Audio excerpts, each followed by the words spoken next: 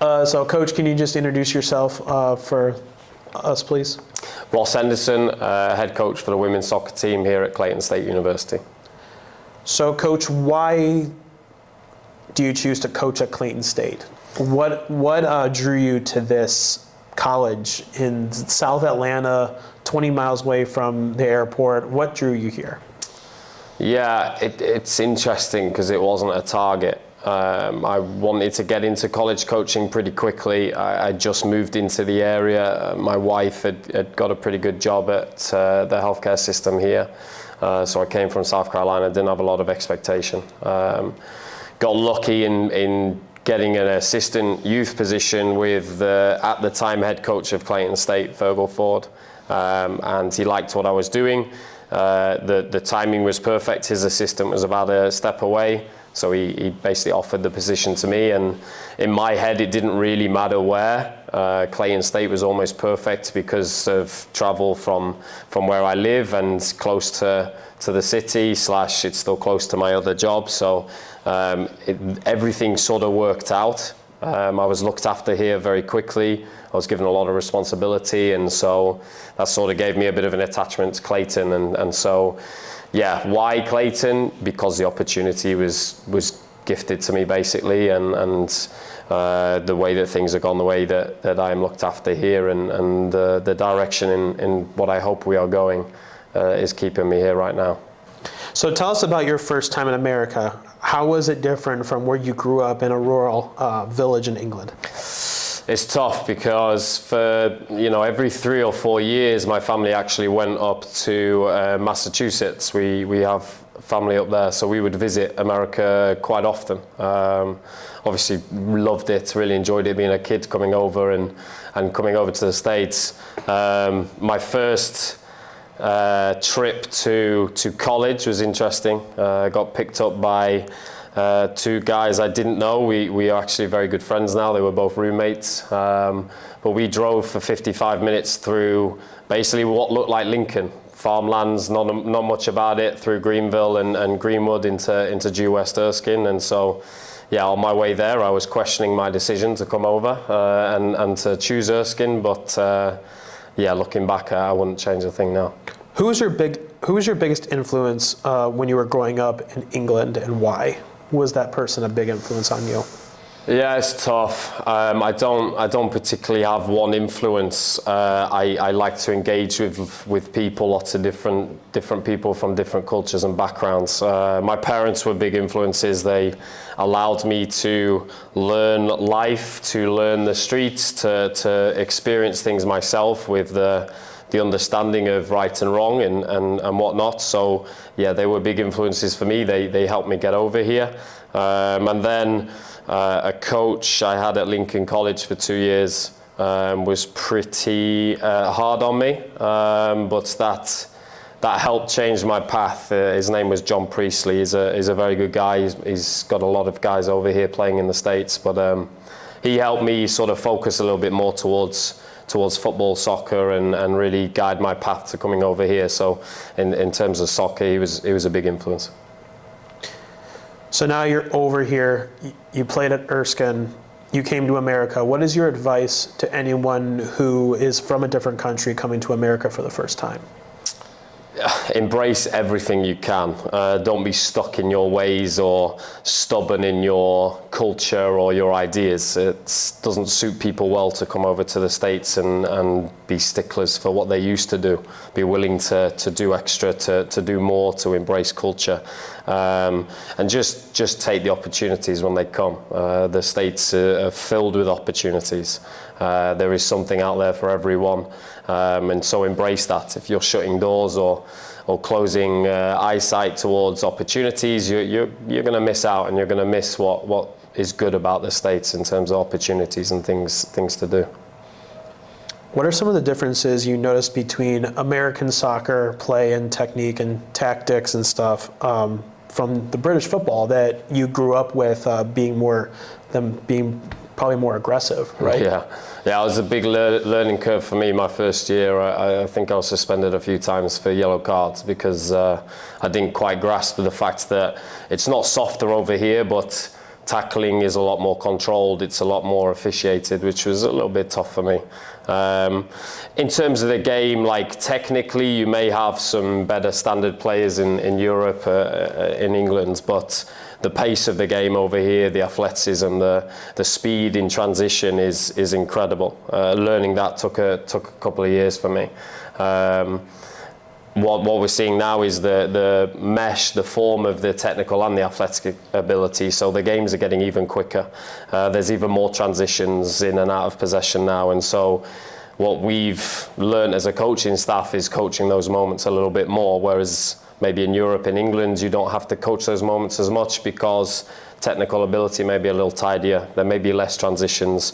And I guess understanding the game for everything that comes with it. I think the States are still learning that a little bit, whereas in Europe we're born and bred, we were playing on the streets, we were playing at the parks, no problem, making our own rules, learning things about how to play, how to manipulate the ball. And so I think just general understanding of pace of play, possession, tactics, things like that is still a little bit lacking here. What is your favorite memory going back to your playing days at Erskine? Yeah, it's tough to beat winning the conference against Limestone in overtime. It's just awesome. Like, Erskine's a very small community. We had hundreds of people watching. Everyone involved in the college was pretty much there. Limestone were expecting to beat us and to take them to overtime and then to win it for the first time in the men's soccer program history.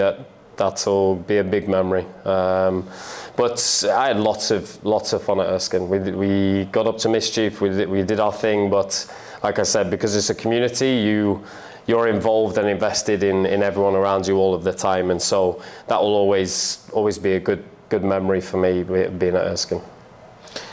Coach, we're going to transition to you as a coach now, and working with some of our student athletes can be a challenging job. What kinds of challenges do you see the most as a coach in consideration with working with these student athletes? Yeah, there's lots of things. I'm a little bit of a disciplinarian. I like structure, and I think sometimes students are not educated, taught structure and discipline enough these days, and so they come into college and a lot of times freshmen will be asking me lots and lots of questions that they should either know or they can research or they've been told already. But there's a good desire within our group especially, and we've spent a lot of time on the recruiting side of things to bring in those type of players. So now I think those little details are not as much of a problem, and we have a good maturity and mentality towards, being elite, being the best that we can be. But that took a couple of years for us to sort of build that culture here. So I guess it's the long-term investment in students these days takes a little bit more right from the start. They need a little bit of guidance, a little bit of help. And like I said, we're not here to father the team or to baby the team. My philosophy on those type of things is I will help you and guide you, but you have to make the decisions and also make the mistakes to learn from them. And sometimes students are coming to college and making their first mistakes that have consequences to it. And yeah, being 18, 19 and really suffering the consequences for the first time is tough. So, Coach, speaking of this season, you talked a little bit about your recruiting and stuff like that. What are your expectations for your team this year? You went 7-3 last year, beat some good teams, saw your offense grow a little bit with Carrie Consolino and Amaya Sprunger-Hightower, and then Chloe Flanagan as well, having a breakout year in her first year. So what are your expectations for the team this year? Steps forward. Attacking has to be better. Defensively, we have to be better. I don't expect us to drop 2 or 3 games against what we see as weaker opposition. That hurt us last year. We are very, very close to the products that our staff want. And so our goal is to reach that product pretty early in the season and see where that takes us. I'm expecting good things, but I've also learned with high expectations comes failure and disappointment. So we will work as if it is our first season again. We will work hard, and I think we will surprise quite a few teams this year. So every team has this sort of player that is under the radar who is that under the radar player for you going into this season, whether if it's a newcomer or someone who is returning? Yeah, newcomers, yeah, I'm really confident with all of them, to be honest. I think Leah Agrell in centre midfield could be a real impact in our squad and in the PBC. After discussing with her many times and seeing how she plays, yeah, I really like it. She's going to have to learn quickly, but she could be someone that slips under the radar, and at the end of the season we're looking at all conference teams. I think obviously the likes of Amaya and Carrie just need to keep going. I still don't think they're rated as highly as maybe they should be. Yeah, I'd also say probably Danny, our captain at centre back. She's had a really good last year. She had an even better spring. We're sort of hoping that final season, the collegiate level for her here is the one that she shines. I think she goes under the radar a little bit. So, kind of transitioning from your team, but going also to you coaching a club team. What are the differences in philosophy and tactics between coaching a collegiate team, a Division II collegiate team, and then coaching like your club team? What are some of the differences that you've seen?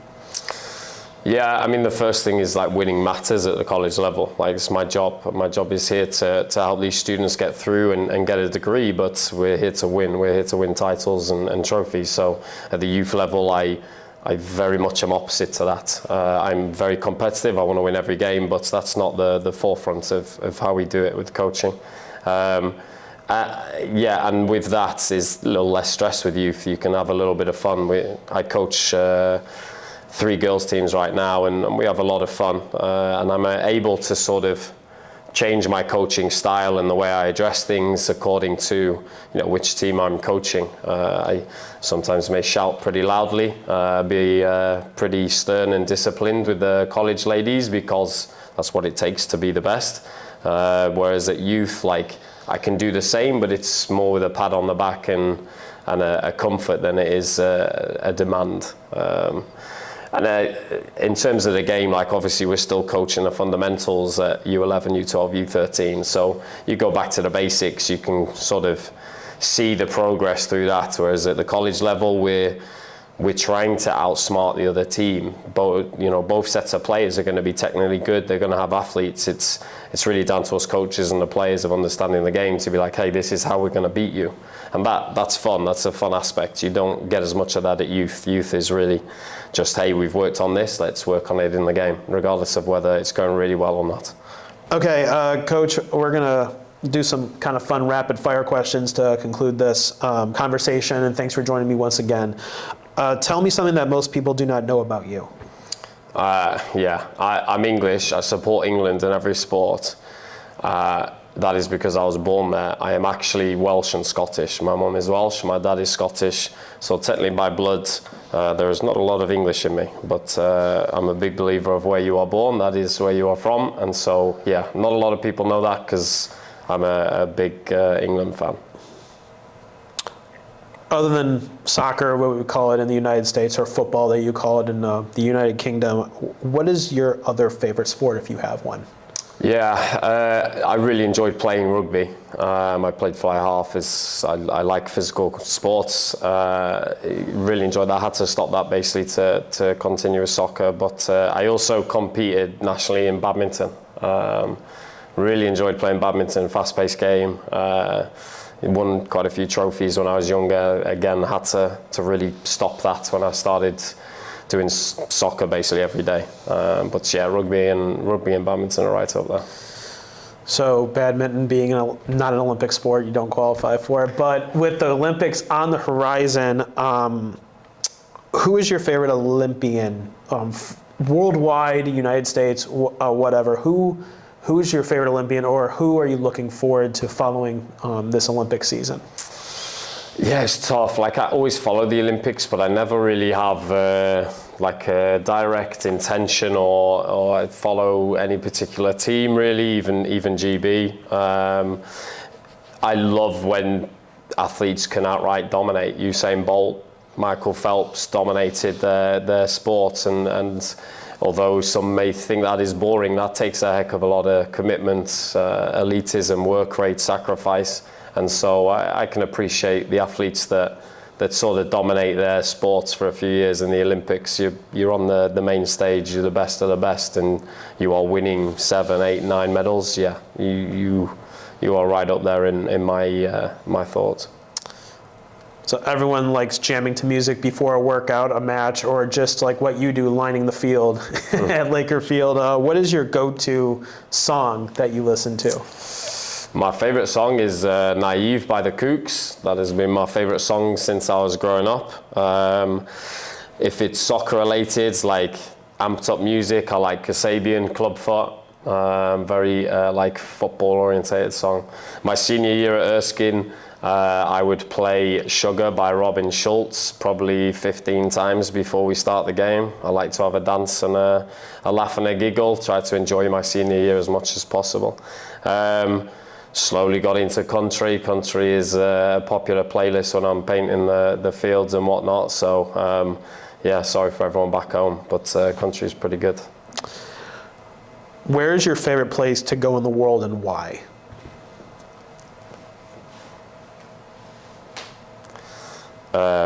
Good question.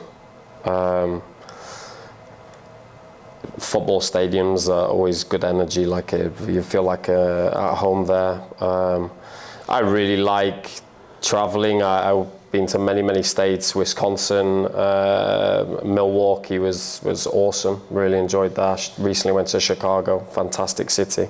Did not believe it would be that good. I guess in general, like Greece as a country. I've been there and worked there a little bit. Just a different culture, laid back culture, lots of great food. Yeah, plenty of beaches, plenty of things to do. So yeah, I'll be going back to Greece for sure at some point. That's all the interview questions I have. Thank you for joining me, Coach Henderson. Appreciate you having me, thank you.